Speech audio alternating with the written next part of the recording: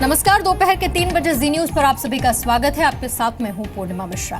करीब 7 महीने पहले दिल्ली और आगरा पर आतंकी हमले की साजिश रची गई थी। आतंकी राजधानी में घुस गए, रहने का ठिकाना तलाशा, 4 अलग अलग टारगेट की रेकी भी की और धमाका करने के लिए बम भी तैयार कर लिए।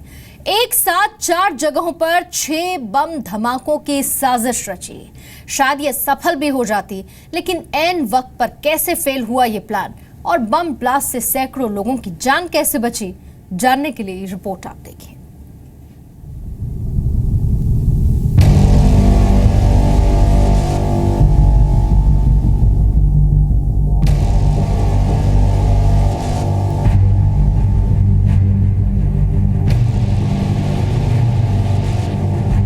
पाकिस्तान का आतंकी प्लान, निशाने पर दिल्ली और ताजमहल।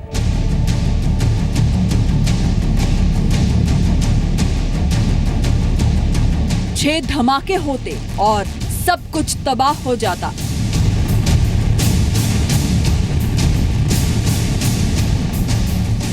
फेल हो गया आतंकियों का प्लान दिल्ली आगरा। 7 महीने पहले दिल्ली के लाजपत नगर में आतंकवादी संगठन जैश-ए-मोहम्मद के 2 आतंकवादी घुसे। पाकिस्तान का अहमद खान दुर्रानी और अफगानिस्तान का अब्दुल कादरी। ये दोनों दिल्ली आगरा दहलाने के प्लान के कितने नजदीक थे। ऐन वक्त पर धमाका कैसे फेल हो गया। दिल्ली से 1300 किलोमीटर दूर इस साजिश का पूरा खुलासा किसने किया, ये आपको बताएंगे। लेकिन पहले देखिए कि पूरे प्लान की शुरुआत कैसे हुई। पाकिस्तानी खुफिया एजेंसी ISI के इस प्लान में आतंकी संगठन जैश-ए-मोहम्मद को दिल्ली और आसपास के इलाकों में 4 जगहों पर इम्प्रोवाइज्ड एक्सप्लोसिव डिवाइस यानी IED से 6 बड़े धमाके करने का आदेश मिला था। धमाके की प्लानिंग के वक्त इनको एक खास तरह की IED बनाने का आदेश मिला था, जिससे ब्लास्ट के बाद चारों तरफ आग लग जाए, यानी ब्लास्ट और आग के कॉकटेल से टारगेट को नुकसान बड़ा हो। हमारा सिस्टम जो है वो ऊपर बहुत ज़्यादा है कि हमने ये इंटेलिजेंस एजेंसी बना ली, ये टेक्नोलॉजी खरीद ली, ये बना लिया, वो बना लिया, लेकिन ग्राउंड लेवल पे वो बहुत कमज़ोर है। उस मोहल्ले की विजिलेंस होना चाहिए था कि वहाँ को मुकर्रर होना चाहिए आदमी कि भाई बाहर से जो आदमी आ रहे हैं ये क्या कर रहे हैं, खासकर जिसकी फैमिली भी नहीं वहाँ पर है, जो टेम्परेरीली आया है, क्यों आया है, क्या कर रहा है, घूम रहा है या तिजारत कर रहा है या कुछ और बना रहा है, तो वो नहीं मालूम होता कि है हमारे पास। वो तरीका हमने छोड़ दिया है। तो चाहे वो बाटला हाउस में हो, चाहे वो लाजपत नगर में हो, वो बहुत बाद में हमको पता लगता है, बहुत लेट हो जाते हैं। तो ये कार्रवाई अब सोचने की ज़रूरत है। होम मिनिस्ट्री को सोचने की ज़रूरत है, दिल्ली पुलिस को सोचने की ज़रूरत है और आम आदमी को सोचने की ज़रूरत है। अहमद दुर्रानी और अब्दुल कादिर ने 3 लोकेशन की रेकी की। आतंक के निशाने पर थे मोहब्बत की सबसे बड़ी निशानी आगरा का ताजमहल। दुनिया के सबसे बड़े अजूबे में से एक ताजमहल में हर रोज सैलानियों की भीड़ होती है। देश के अलावा विदेश से भी सैकड़ों हजारों लोग 400 साल पुराने इस मकबरे को देखने आते हैं। ताजमहल को निशाना बनाने पर धमाका और तबाही तो होती ही, साथ ही पूरी दुनिया में ये खबर फैलती और आतंकियों का खौफ फैलाने का मकसद पूरा हो जाता। टारगेट नंबर 2, कृष्ण भक्तों का सबसे बड़ा मंदिर, दिल्ली का ISKCON temple.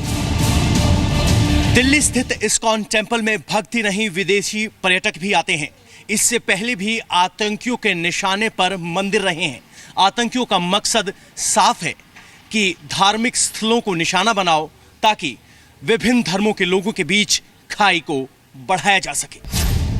Target number 3, Delhi के साकेत में select city walk mall. Delhi के पॉपुलर शॉपिंग मॉल्स में से एक सेलेक्ट सिटी वॉक खरीदारों से भरा रहता है। 3 मंजिला मॉल में करीब 200 दुकानें, ऑफिस और मल्टीप्लेक्स आतंकियों के लिए आसान निशाना होता। आतंकियों का चौथा टारगेट क्या था ये साफ नहीं है, लेकिन सूत्रों के मुताबिक ये दिल्ली या उसके आसपास के इलाके का ही रहा होगा। ये बहुत बड़ा सबक है। पहले भी हेडली आया था, वो आता था पाकिस्तान से, लेकिन क्योंकि वो अंग्रेज दिखाई पड़ता था इसलिए उसकी कोई चेकिंग नहीं हुई। अफ़गान को ये समझ रहे थे कि हमारे दोस्त हैं, आते रहते हैं, इसलिए शायद उनकी चेकिंग ठीक नहीं हुई।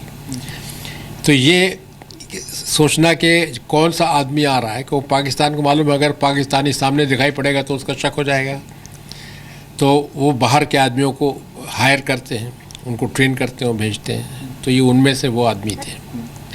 लेकिन सवाल ये है कि जो हमारी विजिलेंस है वो किस तरह की है। जब कोई नए आदमी कहीं बाहर से आते हैं और मकान लेते हैं, कोई उनकी फैमिली वगैरह भी नहीं है वहाँ पर, तो उनको नज़र में रखना होता है कि क्या कर रहे हैं, लेकिन ऐसा कुछ नहीं है। अब दिल्ली को आतंक का घाव देने का प्लान बनाकर आए आतंकियों के बारे में भी जान लीजिए। आतंकी अहमद खान दुर्रानी पाकिस्तान के कोहट जिले में शेर खान गांव का रहने वाला है, जबकि अफगानिस्तान के अब्दुल कादरी ने अपना नाम बदलकर शोएब अब्बास रखा और मरीज बनकर 7 महीने पहले दोनों इंडिया आए। 24 नवंबर 2015। जी हाँ, यह वही दिन था जब दुर्रानी और कादरी मेडिकल वीज़ा पर भारत आए। एक ने खुद को मरीज बताया तो दूसरे ने उसका अटेंडेंट। इन दोनों का इरादा दिल्ली में ऐसी जगह रुकने का था जहां पर अफगानी मूल के लोग ज़्यादा रहते हैं, जिससे किसी को उन पर शक ना जाए। दिल्ली का लाजपत नगर, भोगल और जंगपुरा ऐसे इलाके हैं जहां पर अफगानी मूल के लोग ज़्यादा रहते हैं। 5 दिसंबर 2015। राजधानी आने के 11 दिन के अंदर 5 दिसंबर तक दुर्रानी और कादरी ने M3 कस्तूरबा निकेतन लाजपत नगर पार्ट 2 में एक मकान किराए पर लिया और धमाका करने की तैयारी करने लगे। आतंकियों के लिए दिल्ली से करीब 900 किलोमीटर दूर पाकिस्तान के खैबर पख्तूनवा में एक कंट्रोल रूम बनाया गया। अफगानिस्तान पाकिस्तान के बॉर्डर पर मौजूद खैबर पख्तूनवा में आतंकियों का हैंडलर मौजूद था। इस मास्टरमाइंड का कोड नेम था MAR। खुफिया सूत्रों के मुताबिक MAR कोड नेम का मतलब है मौलाना अब्दुल रहमान। बताया जा रहा है कि रहमान 1999 के कंधार विमान अपहरण कांड में भी शामिल था। जैश के दोनों आतंकी दुर्रानी और कादरी को हैंडलर MAR से आदेश मिला IED से ब्लास्ट करने का और विस्फोट करने के लिए सारा सामान दिल्ली के ही लाजपत राय मार्केट और जामा मस्जिद इलाके से खरीदा गया। दिल्ली के लाजपत नगर पार्ट 2 के कस्तूरबा निकेतन का यही वो घर है। M3 का फर्स्ट फ्लोर है, जहां पर नवंबर 2015 को 2 लोग आके रुके थे। एक पाकिस्तानी का था, एक अफ़गानिस्तान का। दोनों यहां पर आके रुके थे। मेडिकल टूरिज़्म के नाम पर पेशेंट बन के आए थे। यहां पर एक अटेंडेंट बन के आया था। काफ़ी दिन यहां पर रुकने के बाद दिल्ली के लाजपत राय मार्केट और जामा मस्जिद से उन्होंने पटाखे खरीदे और बाकी और जो शैम्पू ऐसे सामान खरीदा, और इस घर के अंदर ही वो IED बना रहे थे।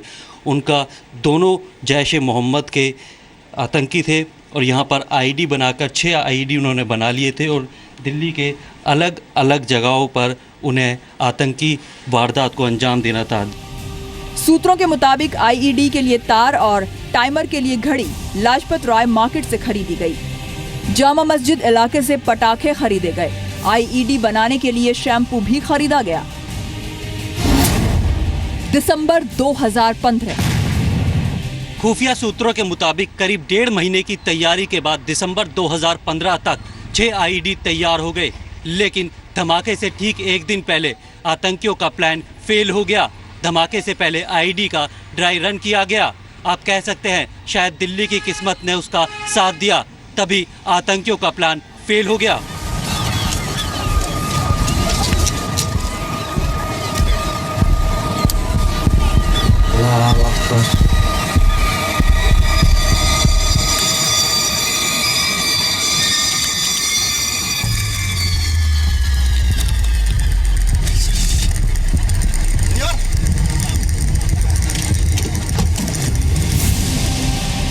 छह IED में से एक के लीक हो जाने की वजह से कस्तूरबा निकेतन के मकान में धुआं भर गया। इससे जैश के दोनों आतंकी घबरा गए और बाकी बची IED समेत सारा सामान टॉयलेट में फ्लैश कर दिया। इसके बावजूद इसका पता ना तो पुलिस को लगा और ना ही किसी खुफिया एजेंसी को। बाहर से आते हैं, उनको कोई ना कोई मदद यहाँ मिलती है। अब वो किस बहाने से मिलती है, चाहे वो तजारत के बहाने से मिलती है या पैसा देने से मिलती है या मजहबी हिसाब से मिलती है, मैं नहीं कह सकता, क्योंकि जैसे लाजपत नगर है यहाँ मजहब नहीं मिली होगी, लेकिन क्योंकि उनके पास पैसा होता है उनको दिया जाता है ऐसी करने के लिए कि तुम मकान ढूंढ दो, तुम ये मतलब कर दो, यहाँ तुम्हारे ऊपर शक नहीं होगा, कोई ना कोई बतलाने वाले होते हैं। तो इन बातों पे भी नज़र रखने की ज़रूरत है। तो विजिलेंस जो है वो 24 घंटे ज़रूरी है, ख़ासकर बड़े शहरों में और दिल्ली में, बम्बई में, जहाँ मुंबई में, जहाँ पर के पाकिस्तान की नज़र है कि कोई ना कोई गड़बड़ फैलाओ। अफगानिस्तान में पकड़े गए एक आतंकी ने दिल्ली और आगरा पर हमले का खुलासा किया। दोनों शहर बार बार बच गए, लेकिन सवाल ये कि आगे ऐसा ना हो, क्या इसके लिए सुरक्षा एजेंसियों ने कोई सबक लिया? 6 धमाके के जख्म से दिल्ली और आगरा बाल बाल बचे, लेकिन किसी को इसकी खबर नहीं थी। काबुल की फ्लाइट पकड़कर अहमद खान दुर्रानी और अब्दुल कादरी वापस चले गए। ये कहानी शायद कभी सामने ना आती, लेकिन आतंकियों की एक गलती ने दिल्ली में धमाके का सारा प्लान सामने ला दिया।